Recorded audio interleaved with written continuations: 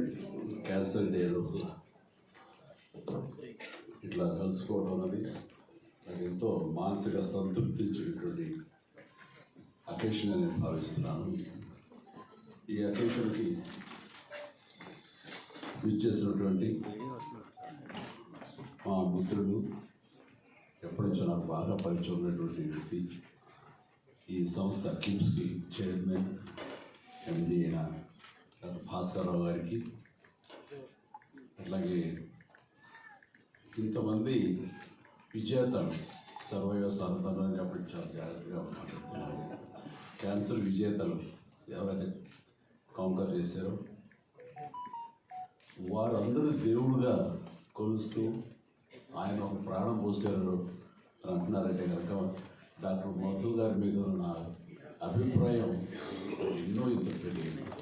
అలాంటి డాక్టర్ మధు గారికి ఆయన అందాకాలంగా ఉన్న మరొక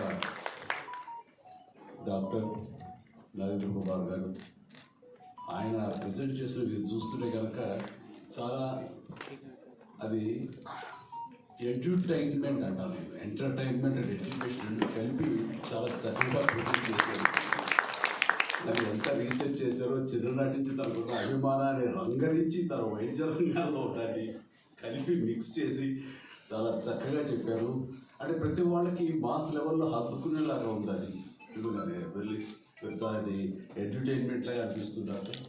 అండ్ డాక్టర్ నరేంద్ర కుమార్ గారికి, అలాగే డైరెక్టర్ సాహు గారికి, అలాగే ఇతర డాక్టర్స్కి అండ్ ఆహ్వానితులకు, ఎవరైతే ఉన్నారో హీరోస్ అండ్ కాంకరర్స్, హీరోయిన్స్, వారందరూ కూడాను ప్రతి ఒక్కరికి, ప్రతి స్టాఫ్కి, మనిషికి వ్యక్తిగా నా హృదయపూర్వక నమస్కారాలు తెలియజేస్తున్నాను. ఇక్కడికి వచ్చేప్పుడు చాలా ఫార్మల్గా ఉంటుంది. ఇది నా ఏరియా కాదు, నేనే డాక్టర్ చదవలేదు, శంకరాద్ ఎంబీబీఎస్ తప్ప ఒక్కొక్క వాళ్ళతో నాకు టీచర్ ఇవ్వాలి కూడా తెలియదు నాకు. కానీ వచ్చిన తర్వాత నా కుటుంబ సభ్యులతోటి నేను ఉంటున్న భావన కలిగింది. ఈ చక్కని నాన్న అలాంటి అవకాశం, అలాంటి గుడ్ ఫీలింగ్స్ మరొకసారి నా హృదయపూర్వక ధన్యవాదాలు తెలియజేస్తున్నాను. నేను ఇక్కడ రావటం అనేది ఎలా జరిగింది ఏంటనేది చిన్న వివరణ మీకు ఇచ్చుకోవాలి. ఎవరు నాకు తెలియదు.